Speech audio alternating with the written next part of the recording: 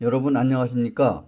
오늘은 부뚜막에 소금도 넣어야 짜다는 속담을 주제로 얘기를 시작해 보겠습니다.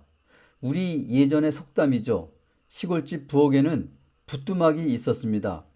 아궁이 위에 가마솥을 걸어두는 주변 언저리를 부뚜막이라고 하죠.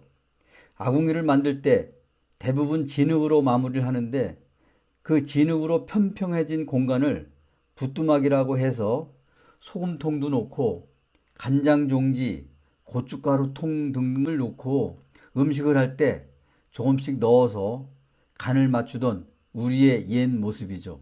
그런데 음식을 하면서 부뚜막에 소금이 있다고 해서 스스로 음식에 소금을 넣지 않으면 아무리 음식을 정성을 들여도 맛을 낼 수 없는 것이죠.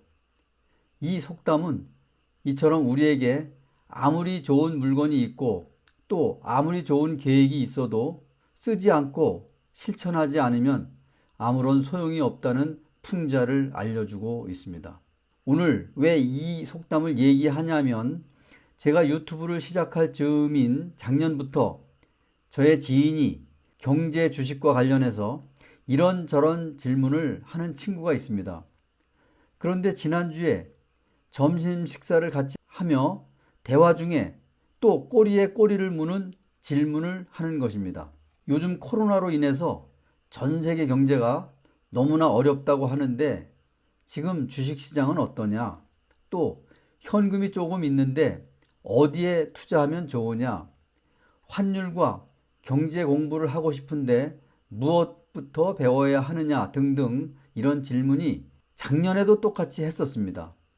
만나서 대화할 때는 진지해졌다가 돌아서면 까맣게 잊고 또 바쁜 일상 속으로 묻혀 사는 것이죠. 대부분의 사람들이 일에 바빠서 그런다는 것은 이해하지만 지금부터 노후를 위해 준비하지 않으면 안 된다고 생각합니다. 노동 수입은 내 몸이 건강할 때는 열심히 일을 해서 벌면 되지만 나이가 60이 넘고 또 다니던 직장에서 퇴직을 하게 되면은 수입이 줄어들게 됩니다. 물론 요즘은 이런저런 연금이 있어서 보충이 되지만 그마저도 부족하면 다시 일터로 나가야 하는 것이 우리 주변 사람들의 일상입니다. 이처럼 이따금씩 던지는 질문 말미에 나는 항상 이런 말로 마무리를 합니다. 실제로 실천을 해봐라. 환율이 궁금하면 원화를 달러로 한번 바꿔봐라. 그러면 수수료에 대해서도 알게 되고 또 언제 어떤 방법으로 바꿔지는지도 알게 된다. 참 기초적인 대화의 마무리이죠. 그리고 또 한마디 건넵니다. 너가 궁금한 주식이 있다면 단 한 주만 사봐라. 비싸지 않으니까 없는 셈 치고 한번 사봐라. 사봐야 관심도 생기고 방법도 생기는 것이라고 말입니다. 그래야 세계 경제가 돌아가는 것도 관심 있게 바라볼 수 있고 한국의 경제와 주식시장의 흐름도 파악이 가능할 것이며 미국의 트럼프가 무슨 말을 하는지 또 미국의 주식시장은 어떻게 돌아가는지 환율의 변화에도 또 눈을 뜨게 될 것입니다. 이런 때 나는 지인들에게 그래프로 설명하곤 합니다. 물론 과거의 데이터지만 과거에서 현재를 배우고 또 미래를 예측할 수 있기 때문입니다. 그러면은 지난 1년간의 그래프를 한번 비교해 보겠습니다. 미국의 나스닥 지수와 한국의 코스피 지수를 비교해 보고 미국의 1등 주식인 마이크로소프트와 한국의 1등 주식인 삼성전자의 1년 수익률을 비교해 보겠습니다. 먼저 최근 1년간 코스피 지수를 보겠습니다. 2019년 5월 31일이죠. 여기가 5월 30일이 되겠는데 여기 지점이 되겠습니다. 지금 현재 5월 29일, 20년 5월 29일 꼭 1년간의 이런 변동폭입니다. 많이 올랐다가 또 떨어졌다가 계속 올랐다가 이번에 그 코로나 사태로 1480대까지 떨어졌었죠. 그러다가 이제 2029까지 지금 상승을 했는데 보게 되면은 19년 5월 31일 날 바로 이 자리가 되겠습니다. 2041포인트였습니다. 그렇게 해서 하락했다가 또 더 많은 하락을 했다가 이제 5월 29일 현재로는 2029포인트입니다. 그래서 결국 1년 동안 보게 되면은 마이너스 1% 하락을 했죠. 코스피 지수가. 그래서 이 장기 투자자가 상당히 한국 지수가 어려운 것이 바로 이것입니다. 이렇게 여기서도 이렇게 하락을 했고 또 이 코로나로다 이렇게 하락을 했는데 이것을 버틸 수 있는 심리적인 그런 그 배짱이 없습니다. 그러다 보니까 다 팔게 되는, 그러고 또 손실을 확정하게 되는 그런 경우가 되겠죠. 그래서 1년간 코스피 지수를 보게 되면은 결국은 마이너스 1% 하락했다는 것을 볼 수가 있겠습니다. 그러면은 또 미국의 대표 지수죠. 나스닥 지수를 분석해 보겠습니다. 지금 이것도 1년 자료가 되겠는데 2019년 5월 31일이 요때입니다. 그리고 지금 이제 2020년 5월 29일이죠. 그래서 이게 비교해 보게 되면은 지금 물론 이제 그래프가 미국도 마찬가지입니다. 오르내림폭이 있었고 또 이렇게 계속 꾸준한 상승이 있다가 이번에 코로나 사태로 이렇게 상당히 많이 하락을 했죠. 약 30% 하락을 했다가 지금 이제 거의 전고점을 회복하는 그런 단계에 와 있습니다. 그래서 요때가 지금 19년 5월 31일이죠. 7,453포인트고 현재 20년 5월 29일입니다. 9,489포인트입니다. 1년 동안 약 27%가 상승을 했습니다. 우리 한국의 지금 지수를 보게 되면은 앞에서 보셨지만은 마이너스 1% 하락을 했습니다. 하지만 미국 지수는 27%가 상승을 했습니다. 상당한 차이라고 볼 수 있겠습니다. 다음은 미국과 한국의 1등 주식을 비교해서 그 변동률을 한번 알아보겠습니다. 먼저 미국의 마이크로소프트입니다. 미국의 1등 주식이죠. 작년 5월 31일 날이 여기쯤 되겠네요. 이 위치가 되었고 현재 지금 20년 5월 29일 여기가 됩니다. 물론 먼저 눈으로만 봐도 상당한 차이가 나는 걸 알 수 있는데요. 지금 꾸준하게 올랐었습니다. 올랐다가 지금 코로나 사태로 쭉 빠졌다가 다시 이제 거의 전고점을 회복하는 직전 단계에 와 있죠. 보게 되면은 마이크로소프트가 작년 5월 31일 날 123달러였습니다. 지금 현재 5월 29일 날은 183달러가 됐습니다. 상당히 많이 올랐습니다. 이렇게 지금 빠졌다가 올랐는데도 변동률이 49%가 상승을 했습니다. 상당히 많이 올랐죠. 그럼 한국의 삼성전자를 보겠습니다. 삼성전자가 여기가 지금 작년 5월 31일입니다. 여기서 꾸준하게 오르기도 많이 올랐습니다. 올랐다가 지금 코로나 사태로 빠졌다가 지금 이제 회복 단계에 와서 여기서 지금 이제 횡보를 하고 있는데 이때 당시에 5월 31일 당시에 42,500원이었습니다. 그 후에 지금 회복을 해서 57,000원이 됐습니다.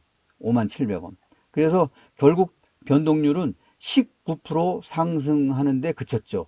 그래도 삼성전자 주식이 1등 주이기 때문에 많이 오른 겁니다. 그 외의 주식들은 지금 많이 떨어져서 아직 회복이 안 되고 있는 그런 실정이죠. 그래서 마이크로소프트와 삼성전자를 비교했을 때 49%대 19%, 약 30% 정도 차이가 나겠죠. 그래서 이렇게 변동률이 차이가 있다는 것을 볼 수가 있겠고 또 환율을 보겠습니다. 최근 1년간 원달러 환율을 한번 분석을 해볼 텐데 바로 요 지점이 되겠습니다. 작년 5월 31일 날이 이 지점이고 현재 5월 29일이 바로 이 지점입니다. 물론 환율은 뭐 알 수가 없는 거죠. 오르내림폭이 상당히 있다가 또 올랐다가 지금 이렇게 이제 내려서 여기까지 왔는데 지금 여기서 시작을 해서 여기까지 오른 것을 보게 되면은 그 사이에 변동폭은 있었지만은 상당히 많이 원화가 하락한 거죠. 환율이 상승했다고 할 수 있고 원화가 하락했다고 할 수 있겠습니다. 19년 5월 31일 날 1188원이었고요. 20년 5월 29일 날 1231원입니다. 변동폭이 약 43원 정도가 되겠네요. 만약에 작년 5월 31일 날 1억 원을 투자했다면 1년 수익률이 약 360만 원이 되는 겁니다. 아시다시피 환율은 세금이 없습니다. 세금이 없는 그런 수익이기 때문에 모두가 내 수익이 되겠죠. 그래서 1억 원을 1년 투자했다면 약 360만 원 정도의 환차익을 볼 수 있었다는 것을 이 그래프를 통해서 알 수가 있는 것입니다. 이처럼 1년 수익률을 단순하게 비교를 해봤습니다. 나스닥과 코스피, 또 1등 주식인 마이크로소프트와 삼성전자, 또 원달러 환율까지 비교를 해봤지만 월등한 차이를 보이고 또 수익률이 상당히 많은 차이를 냈고 또 환율도 마찬가지입니다. 환율에서도 이렇게 수익을 낼 수 있었습니다. 저는 가끔 한국 경제의 초석을 다진 고 정주영 현대그룹 회장 생각을 합니다. 어떤 사업을 새롭게 시작할 때 임원들과 상의를 하면은 대부분 임원들은 새로운 사업에 대한 불안감으로 사업의 어려움을 토로하곤 했다고 하죠. 그때마다 정주영 회장은 이봐 책임자 해보기나 했어 라는 말과 함께 무엇이든지 할 수 있다고 생각하는 사람이 해내는 법이다 라며 임원들을 체근했다고 합니다. 또 그는 길이 없으면 찾아라, 찾아도 없으면 길을 닦아 나가야 한다는 불도저 같은 개척 정신을 되새겨보곤 합니다. 그처럼 불도저 같은 정주영의 일화를 하나만 더 소개하면 1952년 2월 한겨울 6.25 전쟁이 한창이던 때죠. 미국의 아이젠하워 대통령이 전쟁 중인 한국을 방문할 예정인데 전쟁으로 목숨을 잃은 군사들을 매장한 부산의 유엔 묘지에 파란 잔디를 깔 수 있겠느냐는 지침을 받고 한겨울 파란 잔디를 어디에서 구할지 몰라 궁리하였습니다. 부산의 유엔 묘지는 나무도 풀도 없는 황량한 곳이었고 또 추운 한파가 몰아치는 2월이 아닙니까?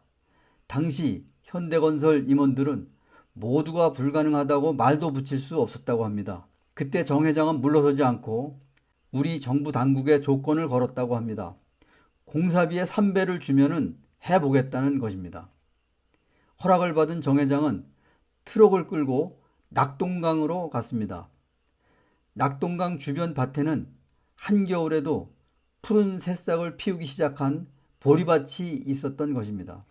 정 회장은 보리밭 주인에게 흡족한 비용을 지불하고 보리밭을 통째로 샀으며 그 밭의 보리들을 모두 유엔 묘지로 옮겨 심었다고 합니다. 멀리서 보면 마치 푸른 잔디밭처럼 보여 황량하기만 하던 유엔 묘지가 푸른 잔디밭으로 변한 것입니다. 그때 모두가 불가능하다고 했지만 그는 해냈던 것이죠. 그는 무에서 유를 창조해내는 비상한 머리를 가지고 있었던 게 분명합니다. 지금 우리는 미래가 불투명한 코로나의 시대를 살고 있습니다. 정주영의 유엔 묘지처럼 미래가 불투명한 시대이죠. 하지만 이런 때 경제 공부도 하고 또 다시 찾아올 미래를 위해 지금부터 준비를 한다면 기회가 왔을 때 빠르게 포착하여 실천에 옮길 수 있을 것입니다. 바로 정주영 회장처럼 말이죠. 정 회장께서 2001년 3월에 돌아가셨으니까 벌써 19년이나 지났네요. 참 세월이 빠르다는 걸 느낍니다. 우리 주변에는 이처럼 완벽히 준비된 것은 없습니다. 준비를 하여 실행을 하려면 늦어지고 또 뒤처져서 기회를 놓치기가 쉽습니다. 지금부터 차근차근 준비하여 실행에 옮겨보자는 생각입니다. 준비된 부뚜막의 소금을 넣는 것도 실천을 못한다면 맛있는 음식을 맛볼 수 없는 것이겠죠. 오늘 저는 우리의 속담인 부뚜막에 소금도 넣어야 짜다는 말로 우리가 하는 일들의 실천이 얼마나 중요한가에 대하여 얘기해 봤습니다. 무슨 일이든지 처음이 어렵지 시작을 하게 되면 하나하나 난관을 넘을 수 있을 것입니다.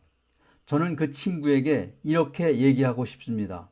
지금 한 주라도 사보는 연습을 하고 1달러라도 환전해 보는 연습을 해보기 바란다고 말입니다. 여러분, 오늘은 속담으로 대화를 시작해 봤습니다. 오늘 얘기는 여기서 마치겠습니다. 구독과 좋아요 부탁드립니다. 감사합니다.